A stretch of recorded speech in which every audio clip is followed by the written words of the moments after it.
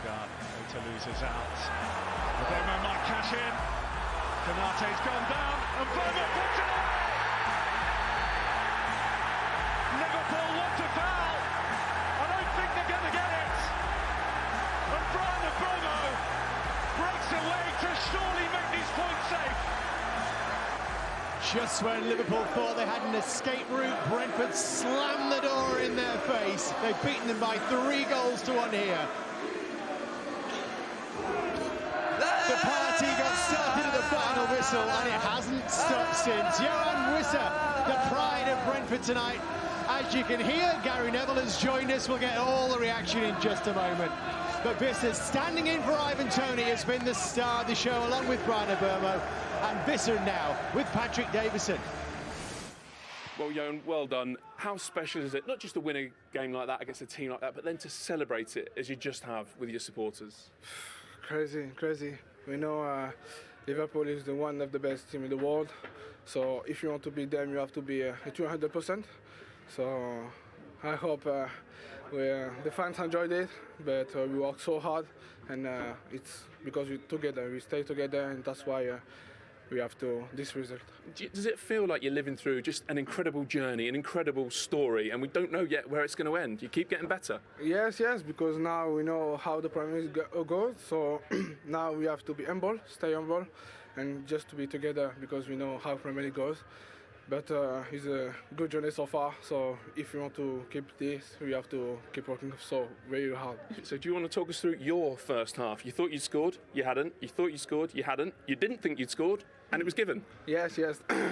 It's crazy. I scored a hat-trick today, but we have to just keep the mind on, because it happened like this. So I scored twice offside, and after the third one comes, so we have to be every time straight on, so it's good. So what are the emotions like when you think you've scored, ruled out, so it sucks the life out of you? How do you find it in yourself to go again and put yourself in the area to score again? Especially the second one was a bit hard, because I thought I score, but just like this, it's happened in the game, it's happened every game, so now it's VAR, we can't lie, but it's good, because after this we just everyone keep going forward, so it's good. I'm happy. I scored one goal. You like Liverpool as well. Big goal against them last year, I seem to remember. Yes. My first in Prem last year. Now I start against them, but it's good, because now everyone is happy and we will enjoy it, and hopefully win against West Ham in Cup. And I know, look, you're always a big part of the squad, but with Ivan Toney being out injured, did it feel like an even bigger day for you? No. I didn't expect him to be injured, honestly. But so when did you know you were playing? Yes, I know I will play, but I'm happy because I play. But it's good because Ivan is available, so it's good, because if he's out or Brian is out, everyone is in. So we have to be together and going forward. Well played. Thank you very much. Well done, mate. Thank you very much. Brilliant. Yeah, terrific from Johan Visser and the entire Brentford team tonight, as you heard. Gary's joined us. I think you enjoy that, Gary. I've never seen you get down from the gantry quicker than you did tonight. When United got beat here 4-0 earlier in the season, it took me about 45 minutes to get down. I was like down here pretty quickly tonight. No, to be honest, I think there's always been a team in the Premier League that have asked the question as to whether you want to run, whether you want to fight, whether you want to head the ball, defend set pieces. And Brentford do that. They're more than that as well. I mean, this is the modern day Wimbledon from 25, 30 years ago of spirit. I know it's very different now than it was 25 years ago, but they're that team that if you're not quite right, if you're not up for it, if you're just a little bit short in those areas of competitiveness, they'll beat you up. And they've beaten Liverpool up today. They beat United up earlier on the season. Arsenal last season, although Arsenal have won here this season. They'll beat big clubs up if you're just not quite right and at it. You said it right in the midst of chaos, Micah. From the first minute, Brentford would just seem to be at it tonight. Yeah, they were buzzing. You know, when you can feel the atmosphere, something special is going to happen.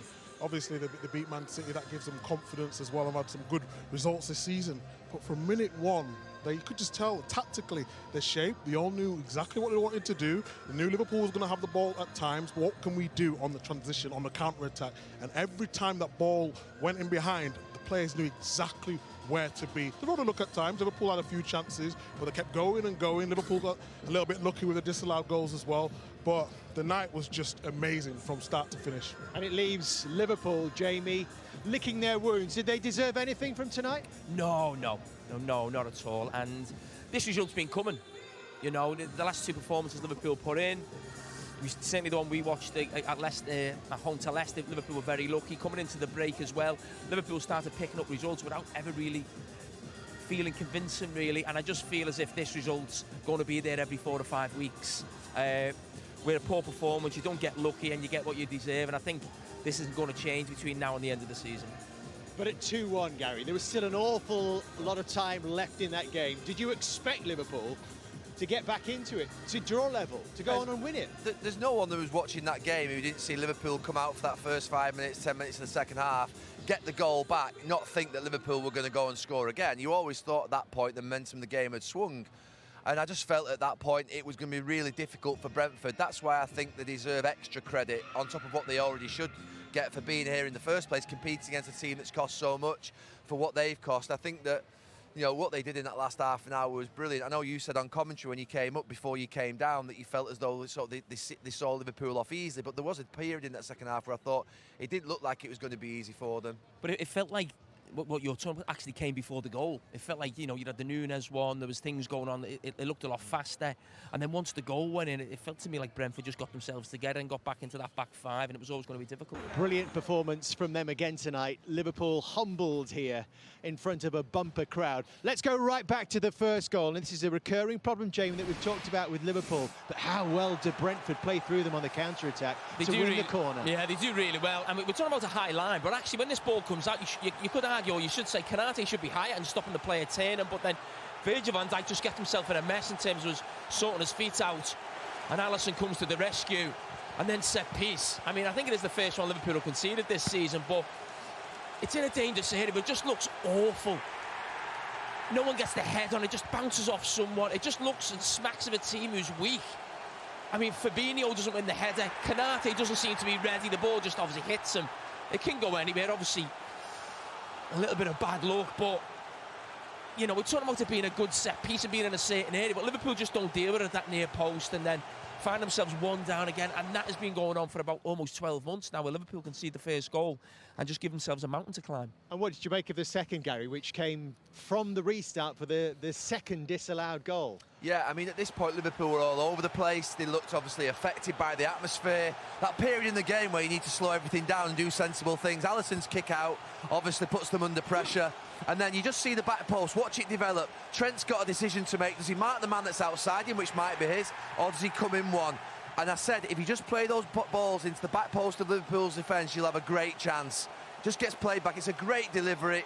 They've got bodies in the box. Brentford have so many players in the box when they're attacking. It's absolutely fantastic. It's a bit of a throwback. They obviously have the two strikers as well, which again is unique in this game. We see so many teams play with one striker.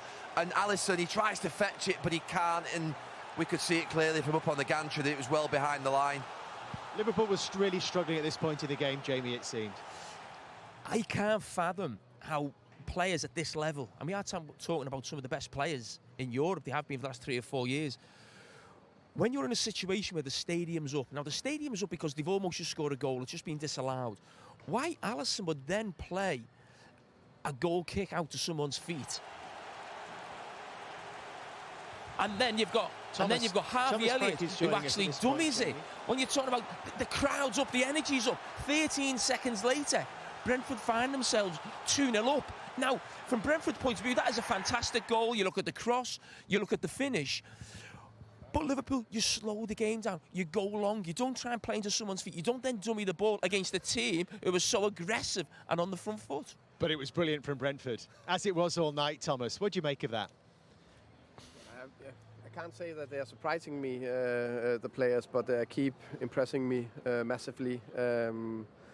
Obviously, it's a fantastic result for us in many ways. But do what we were capable to do here against Liverpool, it's, very impressive. Did you have questions about your own team and how they would respond in the absence of Ivan Toney?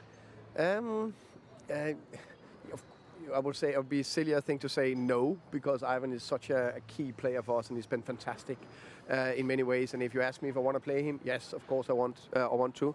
But you know, we need more than 11 players, and I'm so pleased that Wissa came in and he scored, and I think he's our second top scorer in the Premier League over the last 2 seasons, and he played fantastic. And we knew that he is good to running behind, and we also that position he found in the box for the second goal is something he's really good at. So did that almost change the way you approached the game?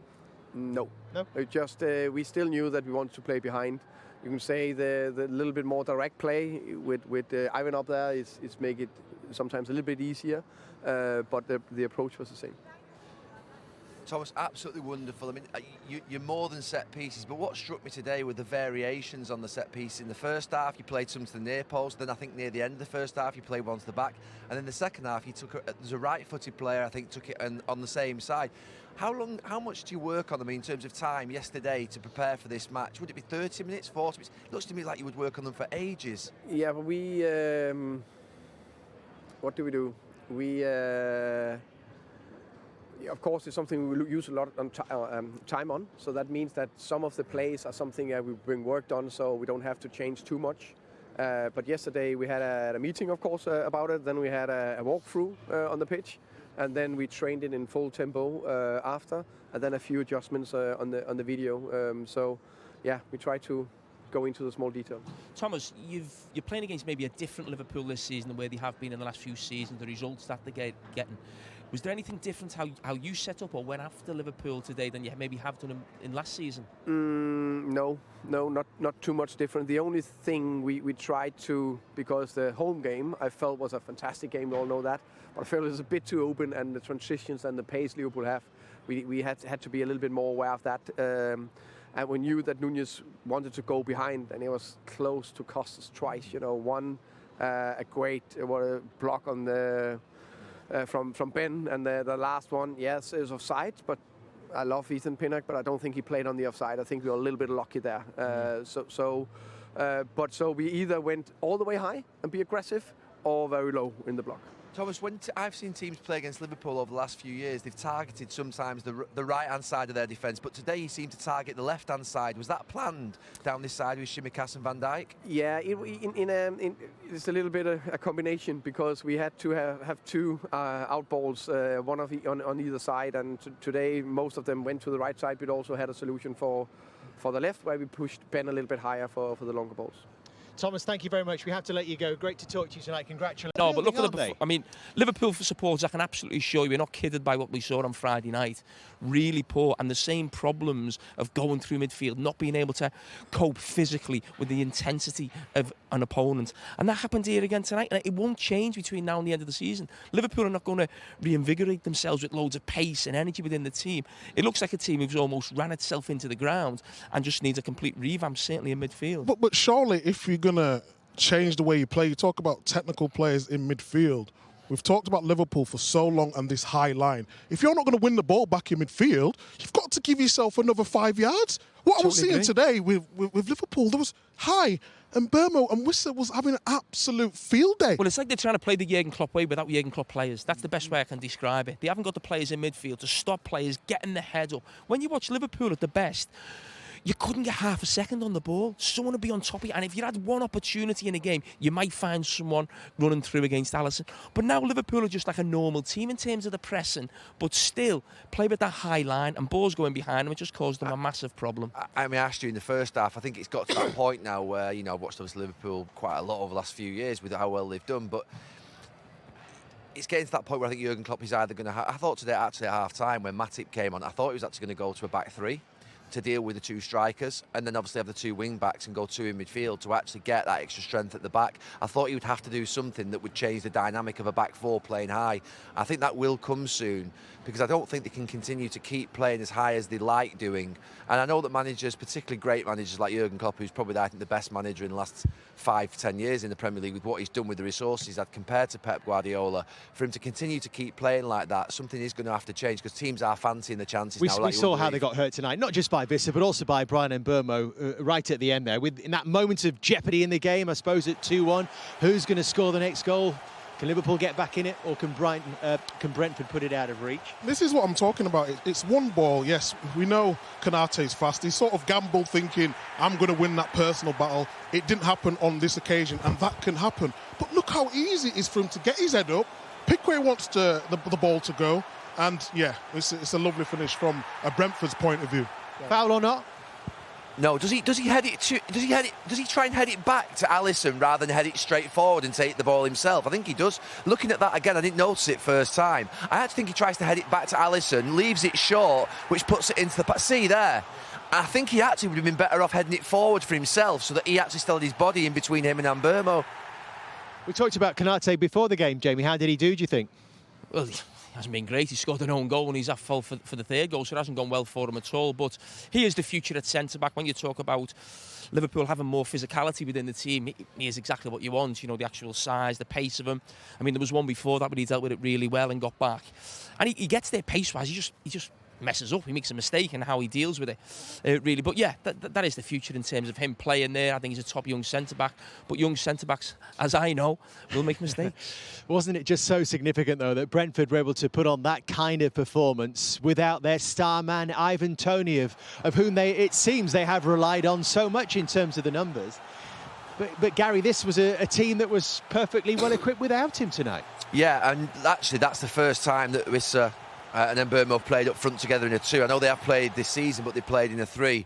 And you wondered how they would cope without him. But look, having watched Liverpool on Friday Night Live, you knew there would have to be a massive step up from them to come here. Because like I say, this is a ground that will find you out if you're not right. What Jamie said about this will happen every 4 or 5 weeks. This is as tough as it gets, I think, when you're just having to compete physically for every single ball, set pieces, long throws, corners, counter-attacks. It's really, really tough here, and I think that Liverpool have been found short today. But Wissa and Mbeumo, look, they're just a massive handful. They actually, to be fair, looking at it today, I've compared them to Nunez at the end.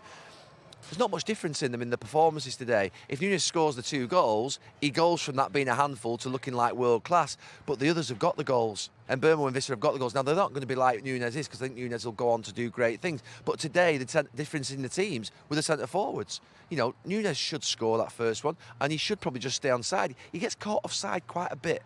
And there's no need for him to get caught offside a bit. If he lives on the edge of offside, I like it, but he's got to make sure he just polishes that up a little bit and gets the right side of those offside calls. There's no need for him with his pace to be in front of the last defender. It feels like it's almost, but not quite, with Darwin Nunez, Jake. Yeah, he's always involved. I mean, that first one, to be honest, I mean, we see strikers do that all the time. They go round a goalkeeper, and there's a great combination between the two, Salah and Nunez. We've seen that a lot now. You go round the goalkeeper, and you're not even looking at the goal.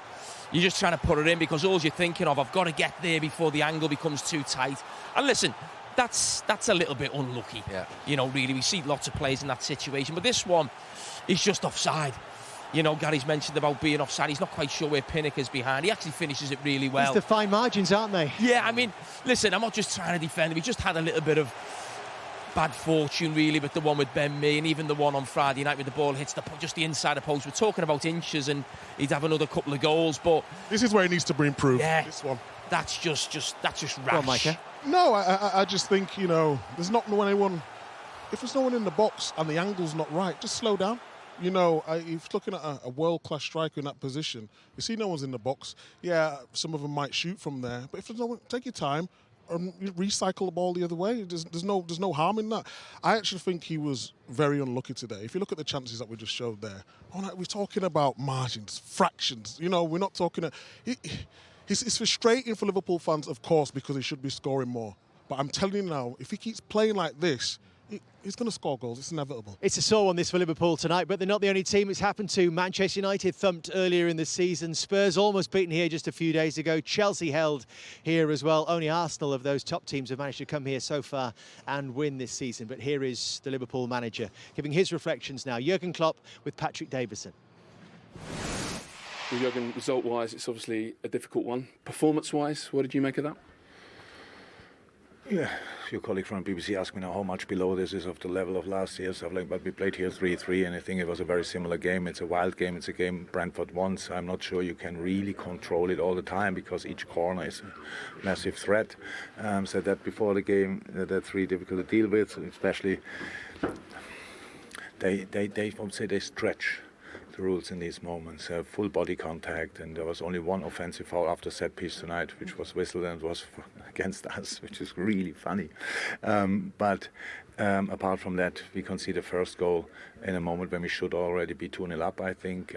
Super chances from Darwin and from Costas. Pretty much alone in front of the goal. I think Darwin doesn't expect me still sliding there, and Costi with his shooting technique can do better as well. So then we are 2-0 up, and it's a different game, obviously. But we didn't use them, and then you are 1-0 down, and you get away with an offside goal after a set piece again. So scrappy in these moments, and get away with it. And the next situation, they play the ball behind the line, and we are not there. So that's a massive point for criticism, to be honest. They scored the second goal. We got to come out of half time. Obviously understood that what we had to do again, because in the first half, always when we had runs in behind, we were directly really dangerous. Not only the chances we had, other moments as well. Chip from Thiago for Oxlade-Chamberlain, for example. If he can control the ball a bit more, he's alone in front of the goal. We had these moments quite frequently. In second half, we knew we need to have that again and again. Score the first goal, slightly offside. Score then the first goal. So a really good moment. Could have happened pretty much everything. But then we cannot really push it through.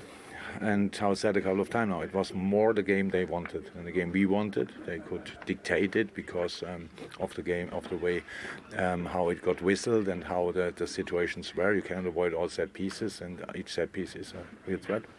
We have to accept that, but of course we have to be much more clear in the situations when we are in control of the game, and we couldn't do that tonight. I think back to your interview before the match, you warned about set pieces, you warned about the direct play and the runs in behind. You knew exactly what you were facing today, obviously. Does it make you more annoyed with the players that what you've said to them they haven't carried out, that you warned them of the problems and they haven't been stopped? Of course, I'm not happy with the way we exactly have to watch it back and back again, because the two corners where they scored with, one was offside or whatever it was, and the other one, of course, we don't behave perfectly. But how I said, they stretch the rules in these moments. They're really pushing, they're really holding and everything, and the refs. That's obviously what you can do, and that's why it's really difficult. Yes, I wish we would have done better there. I think now the third goal is I have no clue. You can only not whistle a foul in that situation when you never were a full sprint and get a push in the back, because then you lose control and you go down. And Stuart Atwell thought it's not a foul, and BR hides behind the phrase, it's not clear and obvious. I think the other way around, if he whistles a foul, the BR would never say no, there was no foul or whatever, or there was a foul. It's just not. These are the situations. He has to explain that if somebody would ask him. But again, then we lose 2-1 because we don't score another goal. But of course it changed, and again 10 minutes before the end or something like that, or 16 with extra time, that changed of course the mindset and the mood. So with the 2-1 I would have wished to see the last 10-15 minutes, but was not given tonight, and we have to accept that. On top of the third goal, those little moments you're talking about, the stretching of the rules from set pieces, do you expect a referee to spot that? Genuine question.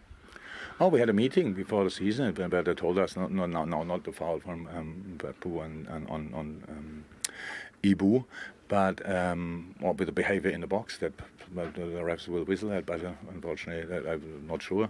They don't do it. Do I expect it? I don't expect that they whistle anything in our favor. I just think a foul is a foul, holding is holding, and pushing is pushing, and there's a few things you are allowed and other things are not allowed, and if the ref would see them, they would just expect them to whistle it. If they don't see it, then I cannot whistle it. That's how it is. And maybe but there's a reason why they are so successful with offensive set pieces and still concede a lot of defensive goals around set pieces, because there you cannot do the same stuff, because in your own box it would be a penalty. So that's why they do well, but there are some rules, and that's what you have to see. I know now people will make of that's the excuse. It's not. I expect us to do better, and I didn't want to play the game they wanted to play. But in the end, it happened like that, and we have to point in ourselves, and we do that 100%.